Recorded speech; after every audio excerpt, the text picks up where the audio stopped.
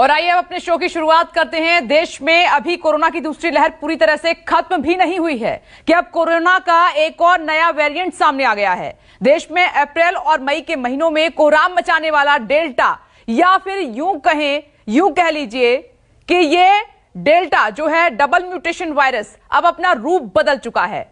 वैज्ञानिकों ने इस नए वेरिएंट को डेल्टा प्लस या AY1 नाम दिया है, जो बेहद ही ज्यादा संक्रमित करने वाले कोरोना के डेल्टा वेरिएंट से बना है। इस नए वेरिएंट के कई केस अमेरिका और ब्रिटेन में अब तक सामने आ चुके हैं। अमेरिका में जहां करीब 6% मामले डेल्टा प्लस वेरिएंट के हैं और वहीं ब्रिटेन में करीब 40 केस मिले हैं। आज इसी पर करेंगे चर्चा, लेकिन उससे पहले ये रिपोर्ट देखिए। जिसकी वजह से कम पड़े अस्पताल, कम पड़ गई ऑक्सीजन, कम पड़ गई दवाई, कम पड़ गई सांसें और लग गया लाशों का अंबार। जिसकी वजह से कम पड़ गए शमशान और कब्रिस्तान। महामारी की उस दूसरी लहर को फैलाने वाले कातिल वायरस की हो गई पहचान। नाम है delta B16172। National centre for disease control ने कई दूसरी लैब के साथ मिलकर इस वायरस के इस वेरिएंट पर जो स्टडी की है, उसके नतीजे बताते हैं कि भारत में महामारी की दूसरी लहर को फैलाने में ये किस हद तक जिम्मेदार है। डेल्टा दूसरे वेरिएंट के मुकाबले कई गुना ज्यादा संक्रामक है। अप्रैल और मई के महीने में इसने 50% लोगों में एंटीबॉडी कम की।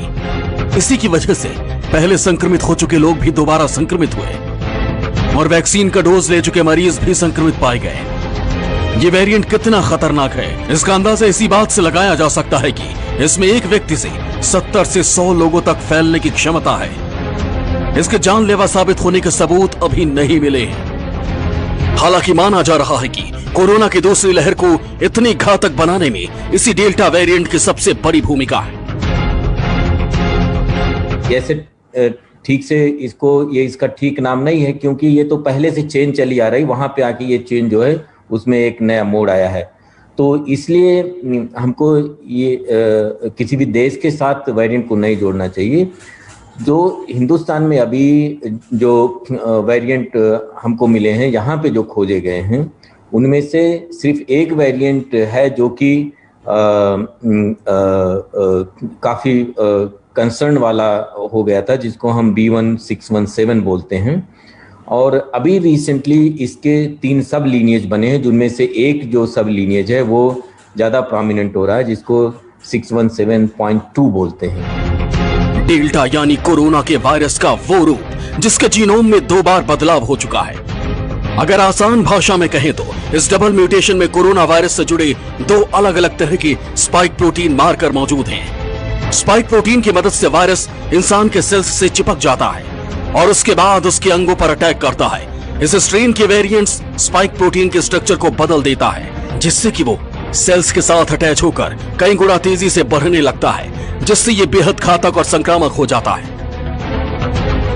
Bureau report, news 24।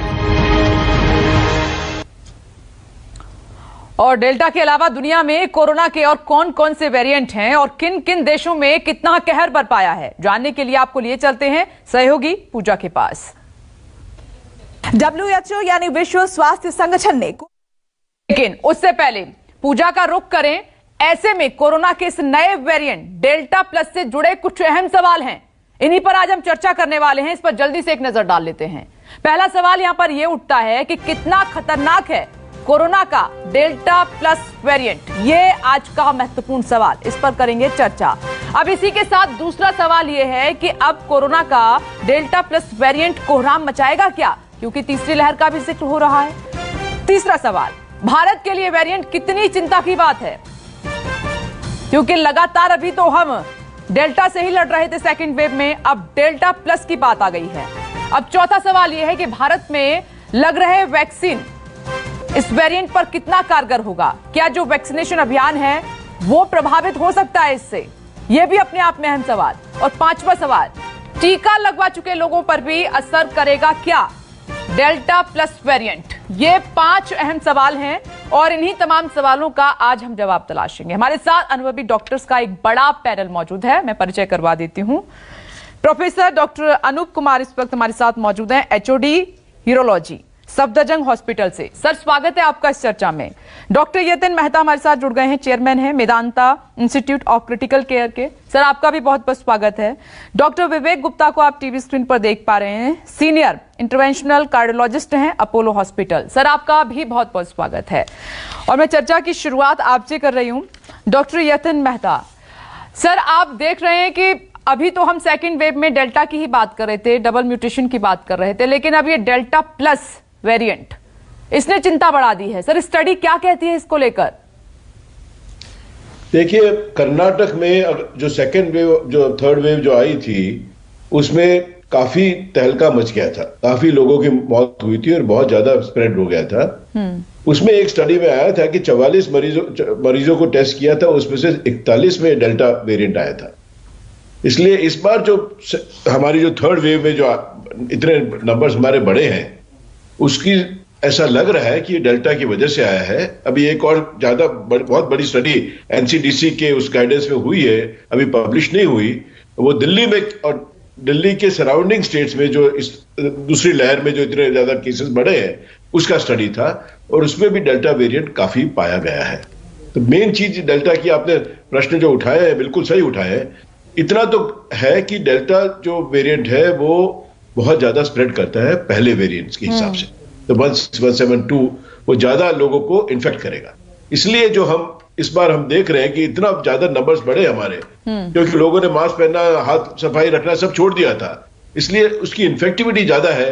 इसका मतलब कि ज्यादा लोगों को स्प्रेड करेगा। एक फैमिली में किसी को एक को हुआ, वो सारे फैमिली को हो जाएगा और फिर नेबर्स को होगा। इसलिए बहुत जरूरी है कि ये सब जो सख्ती बरते हैं हम लोग, इस जो कोविड अप्रोप्रिएट बिहेवियर में जो कहते हैं। दूसरा इसका आपका सवाल उठाया था, वो भी सही है कि ये वैक्सीनेशन डेल्टा के अगेंस्ट कितना इफेक्टिव होगा। अभी जो स्टडीज कुछ आए हैं, उसमें इंडिकेशन है कि ये डेल्टा के अगेंस्ट भी ये काम करेंगे जो वैक्सीन है हमारे। और फाइजर और मॉडर्ना के बारे में मैं नहीं कह सकता, क्योंकि वो तो टेस्ट ही नहीं हुए इंडियन पॉपुलेशन में, बाहरी टेस्ट हुए, वो तो नॉर्मल पहले वेरिएंट में हुए थे, डेल्टा वेरिएंट में नहीं हुए थे। लेकिन महत्व की बात यह है कि ये जो हमारी और वायरस की जो लड़ाई है, वो जब से ह्यूमन बीइंग आया है, जब से बना है, तब से ये चल रहा है। जब भी वायरस होगा, उसके अगेंस्ट दवाइयां निकलेगी, उसके अगेंस्ट वैक्सीन निकलेंगे और वो वायरस मॉडिफाई होता जाएगा। सर, मैं पहले ये आपसे जानना चाह रही हूं कि जो सेकंड वेव थी, उसमें डबल म्यूटेशन वायरस ने कोहराम मचाया। सभी की स्टडी ये कह रही थी कि उसी की वजह से इतने मामले बढ़े, इतने ज्यादा बड़ी संख्या में लोग संक्रमित हुए, मौतों का आंकड़ा बढ़ा। तो ये डेल्टा का डेल्टा प्लस वेरिएंट जो है, थर्ड वेव अगर आती है, तो क्या ये घातक होगा? क्योंकि ये प्लस है। ये सारी देखिए, घातक है कि नहीं वो अभी डेटा नहीं है। ओके। लेकिन ऐसी हमारी एज क्लिनिशियन जो हम मरीजों को ट्रीट करते हैं सेकेंड वेव में, ऐसा इंप्रेशन लग रहा है कि ये ज्यादा घातक है पहले के हिसाब से। लेकिन ये डेटा अभी पब्लिश नहीं हुआ है, इसलिए हमें डेफिनेटली अभी नहीं कह सकते कि घातक ज्यादा है कि नहीं, पर इन्फेक्टिव ज्यादा है। इसका मतलब ज्यादा लोगों को स्प्रेड करेगा। ये तो बिल्कुल जरूर, ये तो बात एस्टैब्लिश्ड है। और दूसरा, वैक्सीन का भी चिंता की बात तो है, लेकिन जैसे वायरस भी मॉडिफाई करता है, वैसे हम लोग भी नया नया वैक्सीन का मॉडिफिकेशन करते हैं। फ्लू का जो वैक्सीन है वो हर साल बदलता है। उसके मतलब वैक्सीनेशन अभियान को प्रभावित कर सकता है ये? नहीं कर सकता है, पर उसके अगेंस्ट जो लड़ाई है वो जारी रहेगी, वो चलते रहेगा, हर साल बदलता रहेगा। ओके डॉक्टर यतिन, मैं आती हूं, मेरी सहयोगी पल्लवी भी जुड़ गई हैं। पल्लवी, डॉक्टर यतिन को आप सुन रही थी, वो साफ तौर पर कह रहे हैं कि अभी घातक कितना है ये नहीं पता, इस पर स्टडी हो रही है डेल्टा प्लस पर, लेकिन संक्रमित कर सकता है, ऐसे संकेत मिल रहे हैं बड़ी संख्या में। और साथ ही वैक्सीनेशन अभियान भी प्रभावित हो सकता है। जो अभी हाल ही में वैक्सीन बनी है वो शायद इन पर काम नहीं करेंगी।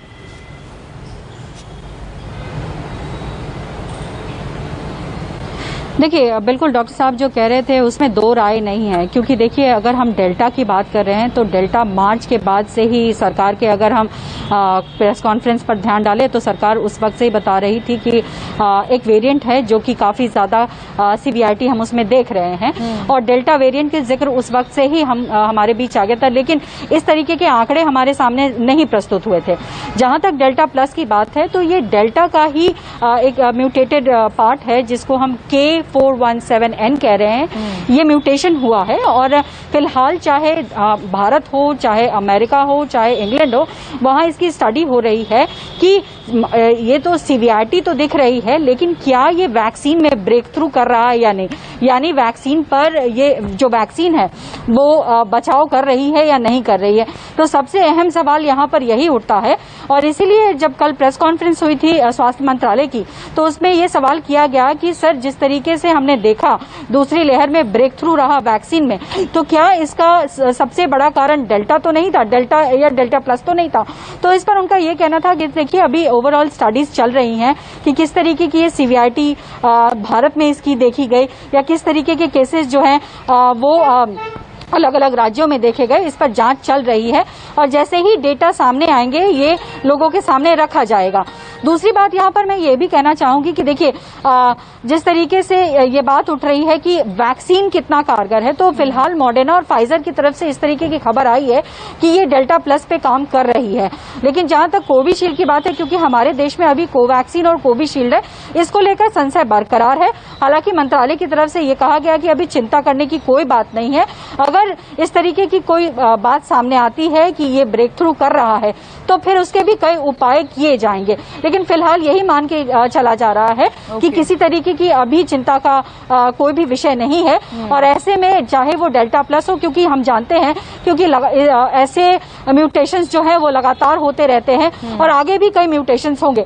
कई म्यूटेशंस ऐसे होते हैं जो घातक नहीं होते हैं, कई म्यूटेशन ऐसे होते हैं जो बहुत ज्यादा सीवियर होते हैं। तो ये हमारे साइंटिस्ट है, ये हमारे डॉक्टर्स हैं जो लगातार जीनोम सीक्वेंसिंग के जरिए पता लगाते रहते हैं कि वो किस तरीके से आने वाले समय में प्रभावित करेंगे। और ज्यादा से ज्यादा अगर जीनोम सीक्वेंसिंग होती है तो जाहिर तौर पर ये एक बहुत अच्छा कदम इसलिए माना जाता है कि हम तैयार हो पाते हैं कि इस तरीके का वेरिएंट प्रिवेल कर रहा है या प्रिवेल कर सकता है, उसके लिए हमें बचाव करने की जरूरत है। और इसीलिए कोविड एप्रोप्रिएट बिहेवियर जो है वो अब भूलने की जरूरत नहीं है, उसको आपको अपने जीवन में उतार लेना है। और अगर आप कहीं भी उसमें चूकते हैं तो कोई भी वेरिएंट जो है आने वाले समय में आपके लिए जो है घातक हो सकता है। विपनेश, ओके, पल्लवी लौटती हूँ, आपने इंपॉर्टेंट इन्फॉर्मेशन दी है।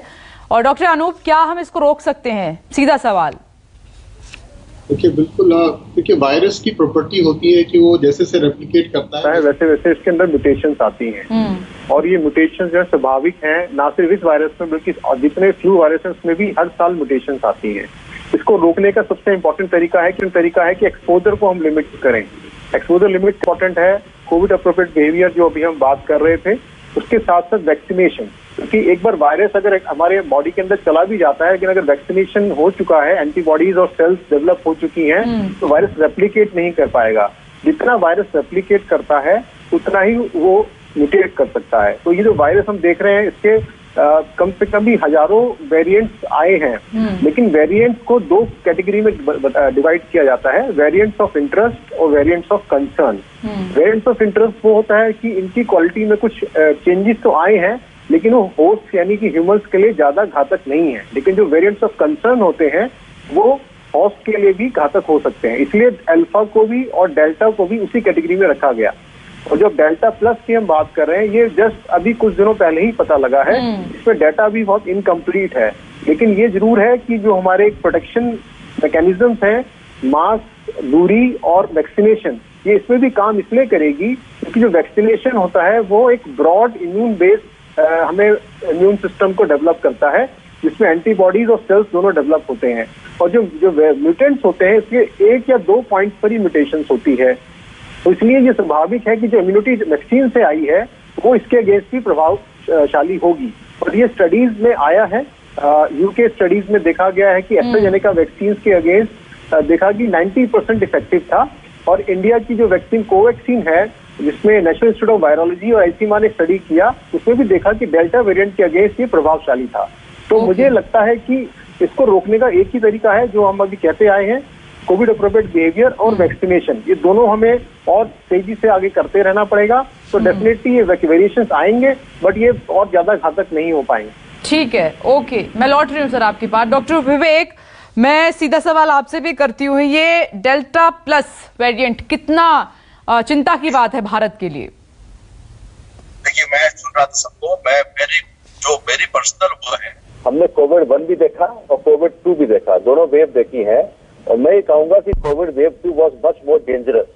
अब उसी समय पता लगा कि कोविड के 2-3 वेरिएंट आए, खास करके वेरिएंट ऑफ इंडियन ओरिजिन। पहले कहा WHO ने, भारत सरकार ने उससे कहा कि भाई ये आप नाम गलत दे रहे हैं, तो उन्होंने डेल्टा करके उसको नाम दिया।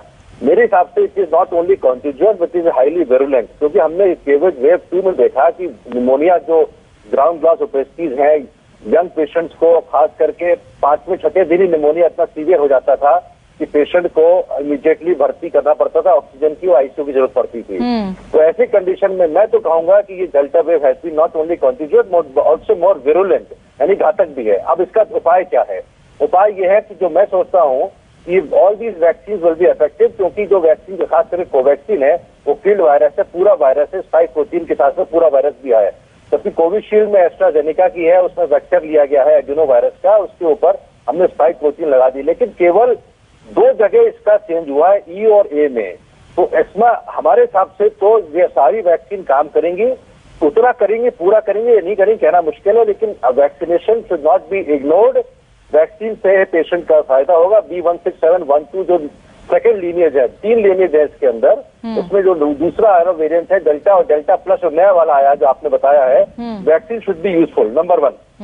Secondly, we should not be totally dependent upon vaccine. मैं भारत सरकार से भी गुजारिश करूंगा और आप लोगों के माध्यम से बताना चाहूंगा, हमें इसमें इलाज पे ज्यादा ध्यान देना पड़ेगा। यानी कि जैसे ही सिम्टम आए पेशेंट को, अगर थर्ड वेव आती, जो कि ना है भगवान कृपा से, लेकिन अगर आती है तो हमको सिम्टम्स के साथ RT-PCR टेस्ट कराने के पहले ही पेशेंट को इलाज शुरू करना चाहिए। एक बहुत बड़ा फ्रेज है, मैं बोलना चाहूंगा आपके टीवी माध्यम से, hit the virus early and hit it hard. Hit the virus early and hit it hard, क्योंकि वैक्सीन की एफिकेसी केवल स्पुतनिक की 90% प्लस है, बाकी की 70-80% है। We can not be totally dependent upon vaccination, जो कि बहुत लंबा टारगेट है। अभी भारत को 1 करोड़ पर डे करने में बहुत टाइम लग जाएगा, उसमें टाइम है। तो hit the virus early and hit it hard, ये पॉलिसी लेते हुए चलना पड़ेगा। कोविड एप्रोप्रिएट बिहेवियर तो सबको पता है, करना ही है। अभी कैसे कर सकते हैं? इसमें हमारी 2 दवाइयां जो बहुत ही इंपॉर्टेंट हैं, इसके लिए मैं भारत सरकार के आपके टीवी माध्यम से कहना चाहूंगा कि 2-DG 2-डीऑक्सी ग्लूकोज और साथ और आइवरमेक्टिन, ऑल्दो आइवरमेक्टिन गाइडलाइन से निकल गई है, लेकिन गाइडलाइन ही सब कुछ नहीं होता। हम लोग डॉक्टरों को भी दिमाग लगाना पड़ता है। ये दवाइयां इमीडिएटली जैसे ही पेशेंट को सिम्टम आए, अगर थर्ड वेव आती है, वैसे पहले दिन या दूसरे दिन दे देंगे तो पेशेंट ऑक्सीजन की जरूरत तक पहुंचेगा ही नहीं। तो this is the way how we can actually help the people in the third wave. अगर वो आई, म्यूटेशन होते रहेंगे, इतने म्यूटेशन हो रहे हैं, लेकिन एक बात और भी जो मेरे दिमाग में आ रही है, आप लास्ट बात बताना चाहता हूँ, कोरोना अपने स्वरूप बदलता रहेगा। सर मैं आती हूँ आपके पास, आती हूँ सर, इस चर्चा को यहीं से आगे बढ़ाएंगे। इधर डेल्टा के अलावा दुनिया में कोरोना के और कौन कौन से वेरिएंट हैं और किन किन देशों में कितना कहर इन्होंने बरपाया है, जानने के लिए आपको मेरी सहयोगी पूजा के पास आपको लिए चलते हैं। पूजा, ओवर टू यू।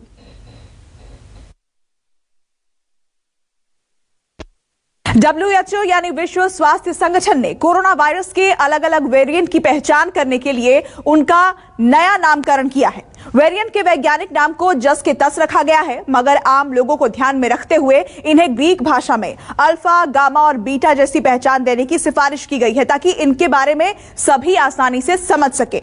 शुरुआत करते हैं डेल्टा वेरिएंट से, जिसका पहला मामला पिछले साल अक्टूबर महीने में महाराष्ट्र में मिला था और अब तक करीब 60 देशों तक इसके फैलने की पुष्टि हो चुकी है। डेल्टा से पहले उसी दौरान भारत में कोरोना वायरस के एक और वेरिएंट के बारे में भी पता चला, इसे कप्पा कहा गया है। पिछले साल ब्रिटेन में कोरोना की दूसरी लहर फैली थी, उसके लिए वायरस के जिस वेरिएंट को जिम्मेदार ठहराया गया है उसे नाम दिया गया है अल्फा। और अब बात करते हैं दक्षिण अफ्रीका की, जहां पिछले साल मई के महीने में कोरोना वायरस का एक वेरिएंट बहुत तेजी से फैला था, इसे बीटा के नाम से जाना जाएगा। वहीं 2020 में सबसे पहले ब्राजील में पाए गए P.1 वेरिएंट को नया नाम गामा दिया गया है। मार्च 2020 से अगले कुछ महीनों तक अमेरिका में लाखों लोगों की मौत के जिम्मेदार वायरस के 2 वेरिएंट को एप्लिसन के नाम से जाना जाएगा, जबकि अप्रैल 2020 में ब्राजील में पाए गए P.2 वेरिएंट को जीटा कहा गया है। दिसंबर 2020 में कई देशों में मिले एक अलग तरह के वेरिएंट को अब ईटा के नाम से जाना जाएगा।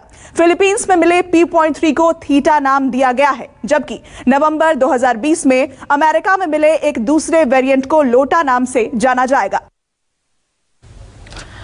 डॉक्टर यतीन, मैं आपके पास आ रही हूं। देखिए, ये बात तो सच है कि ये स्वरूप कोरोना अपने बदलते रहेगा। अभी ये डेल्टा है, फिर डेल्टा प्लस आ गया, अब ये डेल्टा प्लस प्लस आ सकता है या फिर किसी और नाम से आ सकता है।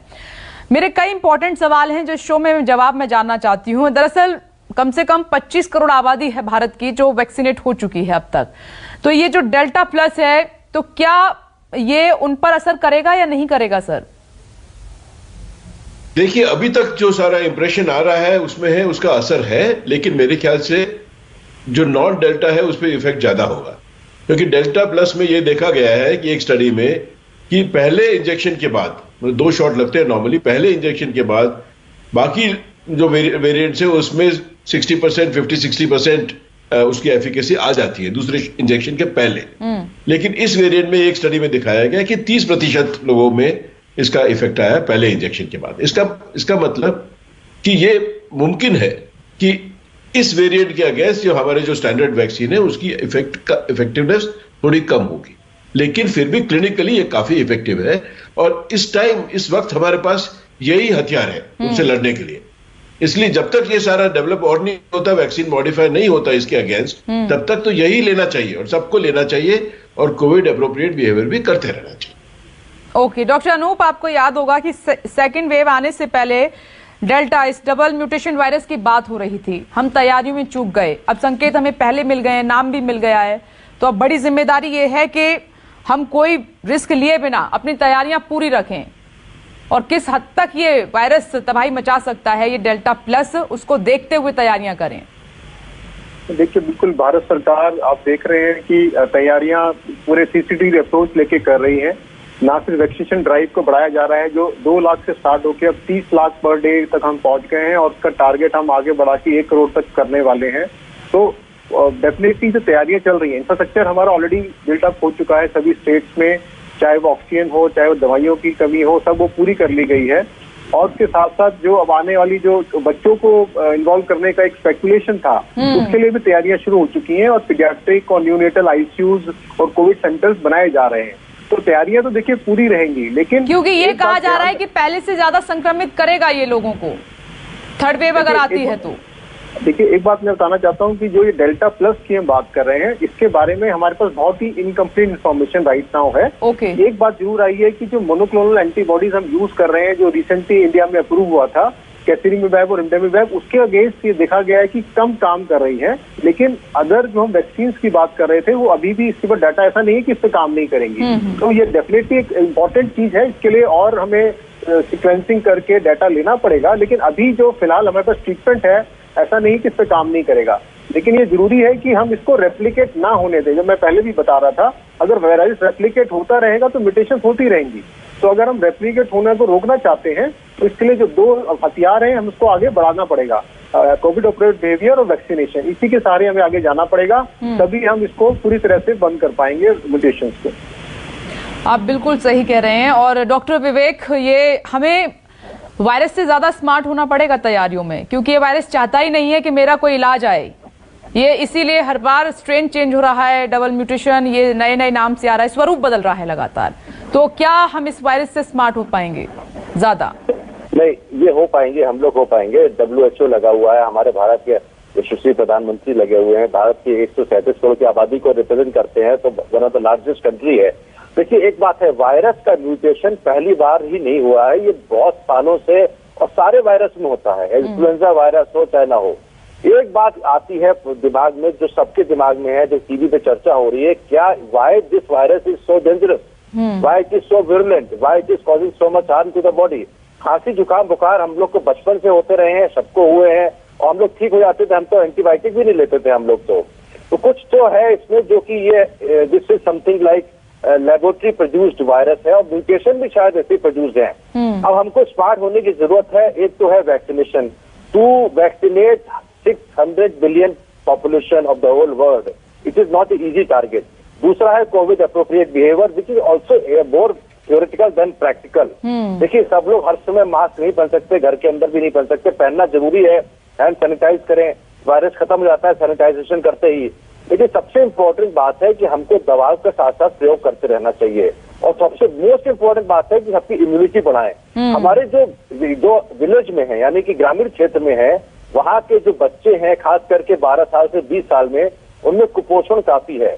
भारत सरकार को ये करना चाहेगा, आपके चैनल के माध्यम से बताना चाहूंगा कि कम से कम टोटल उनको खाने की पौष्टिक आहार पहुंचाना शुरू कर दे अभी से। अगर थर्ड वेव की लड़ना है तो उनकी इम्यूनिटी बढ़ा के रखें, जिससे कि अगर कोई वायरस उनको इन्फेक्ट भी करे तो उनकी खुद की इम्यूनिटी लड़ाई करने में सक्षम हो जाए। पहली बात। दूसरी बात है, there is no way to control the mutation. कोई भी ऐसी दवा नहीं है जो म्यूटेशन कंट्रोल करे। अगर बॉडी की इम्यूनिटी खुद की अच्छी रहेगी, इसमें खाना, रोटी, कपड़ा, मकान की बात है, तो केवल दाल रोटी ही अच्छी तरीके से बच्चों को मिल जाए और अच्छा खाना मिल जाए, तो ये हमारे खासकर विलेज में ज्यादा चिंता है। तीसरी बात है vaccination of the younger people. 12 साल से लेकर जो 20 साल वाले, जो 18 साल वाले बच्चे हैं, उनको वैक्सीनेशन, अभी कोवैक्सीन का ट्रायल जरूर चल रहा है, उसको थोड़ा जल्दी करना चाहिए। वैक्सीन ज्यादा आपूर्ति होनी चाहिए। अभी थोड़े दिन पहले देखा गया है, आज ही के अखबार में ये भी है कि वैक्सीन फिर से खत्म हो गई है। स्पुतनिक का ज्यादा आयात हो, डॉक्टर रेड्डी के अलावा और भी जो मैन्युफैक्चरिंग कंपनी है और है, वो भी उसका प्रोडक्शन शुरू करें। इसमें थोड़ा, इसलिए तो वैक्सीनेशन टास्क फोर्स एक बननी चाहिए। देखिए, कोविड टास्क फोर्स बनी हुई है, now we need a vaccination task force which will help you to ramp up more number of vaccines all over the world। हमें तो बैग बोरो स्टील वाली पॉलिसी लेनी पड़ेगी। बैग बोरो स्टील, यानी कि स्टील वाली बात तो गलत है, लेकिन बैग बोरो स्टील में मतलब यह है कि आप बिना बार्गेनिंग के, बिना नेगोशिएशन के जो वैक्सीन आपको मिल जाए पूरे वर्ल्ड से, उसको लीजिए। अब आयात तो हम लोग कर नहीं पाएंगे, मतलब we can not send vaccination to other countries which are more underprivileged in India. लेकिन डॉक्टर विवेक गुप्ता और डॉक्टर यतिन, ये बात सच है कि अब हमारे पास जिम्मेदारी बच्चों की भी है। थर्ड वेव का जो जिक्र हो रहा है, तो हमें पहले से ही तैयारी दोनों के लिए करनी होगी, क्योंकि बच्चों की बात आती है तो हम थोड़े से वहां पर कमजोर पड़ जाते हैं। नहीं, बिल्कुल सही बात है कि वैक्सीन लगा है, पहले सीनियर सिटीजन्स को लगा है, फिर मिडिल एज लोगों को लगा है, अब बच्चों पे जल्दी शुरू हो जाएगा जैसे ट्रायल खत्म होता है। इसलिए क्योंकि बच्चों को इन्फेक्शन हो रहा है सेकेंड वेव में, क्योंकि ये जो डेल्टा प्लस है ये बच्चों को भी इन्फेक्ट कर सकता है काफी हद तक। नहीं, बच्चों को इन्फेक्शन हो रहा है और बच्चों में वो स्प्रेड ज्यादा करते हैं क्योंकि उनकी एक्टिविटी ज्यादा होती है। वो स्कूल जाना शुरू करेंगे, बाकी लोगों के बच्चों के साथ खेलेंगे, तो उसका जो वायरस की इन्फेक्टिविटी है वो ज्यादा, इस वजह से वो फैल सकता है। और तीसरा कि बच्चों में अभी इस बार सेकेंड वेव में हमने देखा है कि एक बार वायरस का इन्फेक्शन खत्म हो जाता है, फिर वो MIS-C करके आ रहे हैं, काफी भर्ती हो रहे हैं हमारे ICU में, मल्टी सिस्टम इन्फ्लेमेटरी सिंड्रोम। इसलिए उसका इलाज भी थोड़ा महंगा इलाज है, टाइम लगता है और लोगों में अवेयरनेस कम है। डॉक्टर्स भी जो बाहर इसको कम समझते हैं, वो सोचते हैं कि लोगों को सेकेंडरी इन्फेक्शन हो गया है। इसलिए जरूरी है कि बच्चों को इस एज ग्रुप में भी वैक्सीनेशन जल्दी लगना शुरू हो जाए, जिससे हम इसको कंट्रोल में ला सकें। भारत को एडवाइस क्या है आपकी अभी इस डेल्टा प्लस को लेकर? एडवाइस यही है कि जितना आप कोविड अप्रोप्रिएट बिहेवियर करें प्लीज कीजिए। ज्यादा भीड़ भाड़ में, कल मैं टीवी पे देख रहा था, सारे दिल्ली में लोग बिना मास्क के घूम रहे थे भीड़ों में और बाजारों में, वो नहीं कीजिए। और सब लोग वैक्सीन लगाइए। जिनको मेडिकल रीजन नहीं है नहीं लगाने का, डॉक्टर को डिसाइड करने दीजिए। बाकी सारे लोग मेहरबानी करके वैक्सीन लगवाइए। कोविड एप्रोप्रिएट बिहेवियर और वैक्सीन तो लगवाना बहुत जरूरी है अगर डेल्टा प्लस को हमें हराना है, सामना करना है। वक्त इतना ही है सर, आप सभी का बहुत बहुत शुक्रिया। देखिए, हिंदुस्तान वैक्सीनेट हो रहा है, जल्दी से सभी को करना है। तब तक आपको मास्क लगाना है, सोशल डिस्टेंसिंग का पालन करना है, जिसको कोविड एप्रोप्रिएट बिहेवियर कह रहे हैं, इसका ध्यान रखना है, क्योंकि डेल्टा प्लस पर अभी भी रिसर्च जारी है। इसीलिए आप तब तक अपना ख्याल रखें।